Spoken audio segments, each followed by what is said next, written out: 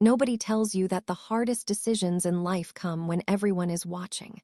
When I was 72 years old, I thought I'd figured out how the world worked. Keep to yourself, tend your farm, don't make waves. That was my philosophy for 2 decades after losing my daughter Sarah.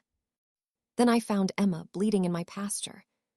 She was 16, abandoned by the system, labeled unadoptable by every agency in the state. The town said she was dangerous. The church said she was troubled. The police said she was a liar. But when I looked into her eyes that morning, I saw something different. I saw my daughter. I saw every kid who'd been failed by the adults who were supposed to protect them.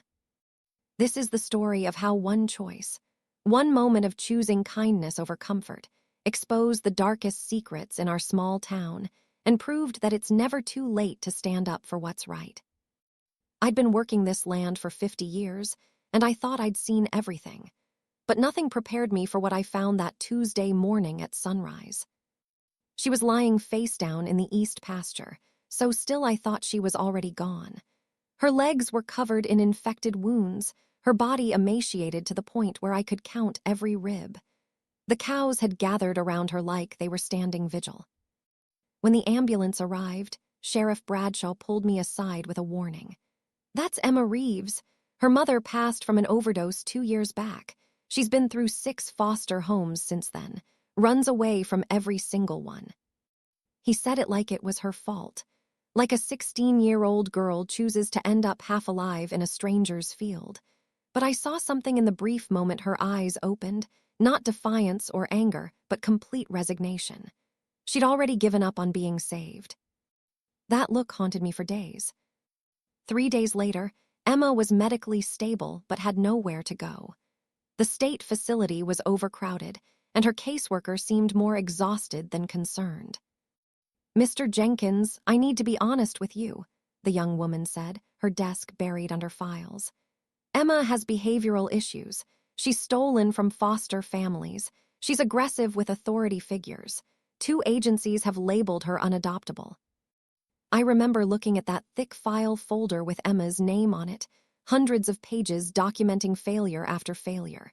But nobody had asked the right question. Why does a child keep running? "I'll take her," I heard myself say. "Temporarily, just until you find something better." The caseworker looked relieved. The hospital's social worker looked skeptical.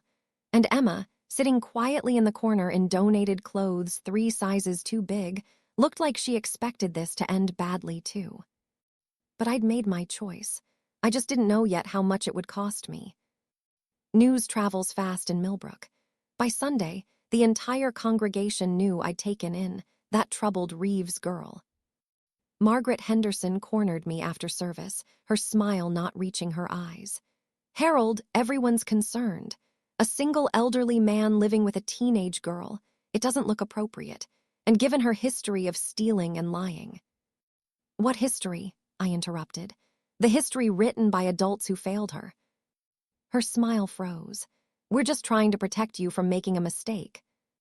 But it wasn't about protecting me. It was about protecting their version of reality, the one where respectable families could do no wrong and troubled kids deserved whatever they got. The whispers followed me everywhere. The bank manager implied I was being scammed. The pastor suggested I was emotionally compromised after losing Sarah. Even the grocery store clerk started counting my change twice, like Emma had already corrupted me. Nobody asked her side. Nobody cared. Emma barely spoke those first 3 weeks. She'd flinch when I raised my voice to call the dogs. She'd hide food under her mattress like she expected to go hungry. At night, I'd hear her crying through the walls. But I kept showing up. Breakfast at 7, chores at 8, lunch at noon, dinner at 6. No yelling, no conditions, no punishments for being human. Slowly, she started testing boundaries. "Why aren't you mad I broke your coffee mug?" "Because accidents happen. It's just a mug." "Why don't you lock your bedroom door at night?" "Because you're safe here." "Why do you keep feeding me when everyone says I'll just steal from you and run?" That one stopped me. I sat down across from her at the kitchen table and looked her straight in the eyes. "Because everyone else was wrong about you. And because somebody should have done this for my daughter when she needed it." The words came out in broken sentences between sobs. Mr. Henderson's late-night visits to her room. Mrs. Clark forcing her to work 16-hour days cleaning and caring for their biological children while they collected state checks. The Whitfield son and his friends who would corner her, hurt her, threaten her when she tried to report them. "I told my caseworker," Emma whispered. "I told the school counselor. I told Sheriff Bradshaw. They all said I was lying. They said I was troubled and making up stories because I couldn't handle discipline." The injuries on her legs, the ones that had brought me into this story, weren't from running away through the woods. They were from the last time Jason Whitfield and his friends taught her a lesson about telling the truth. "I have proof," she finally said, pulling a crumpled envelope from her jacket pocket. "Recordings, photos, everything. But nobody would believe me before. Why would they believe me now?" That's how we ended up outside the barn 2 days later, me kneeling beside Emma as she recovered from the fall, when half the town showed up at my fence. Margaret Henderson led the charge, backed by the Clarks, the Whitfields, and a dozen others. "Harold, we've filed a complaint with social services. They're coming tomorrow to remove Emma. This is for your own good." Behind her, I could see their faces, so certain of their righteousness, so sure they were saving me from a troubled girl. Emma's hand gripped mine. "Tell them," she whispered. "Please, tell them the truth." I stood slowly, every year of my age making itself known in my creaking joints. In my pocket was that envelope, evidence that would destroy 3 families and shake Millbrook to its foundation. My hands were shaking as I pulled it out, but my voice was steady when I spoke. "You want to know why Emma runs? Let me tell you exactly why." "The people you trust," I said, voice carrying across my property, "tortured this child. And when she tried to tell the truth, you called her a liar."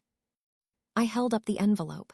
"I have recordings, videos, medical documentation, journal entries spanning 3 years, and I'm not giving it to Millbrook Police. I'm giving it to the state attorney general today." The silence was absolute. Bill Clark stepped forward, face red with anger. "You're making serious accusations based on a troubled teenager." "I also have Jason Whitfield's confession," I interrupted. "Recorded yesterday when he came here to threaten Emma. He said, and I quote, 'Keep your mouth shut or next time we'll make sure you can't walk.'"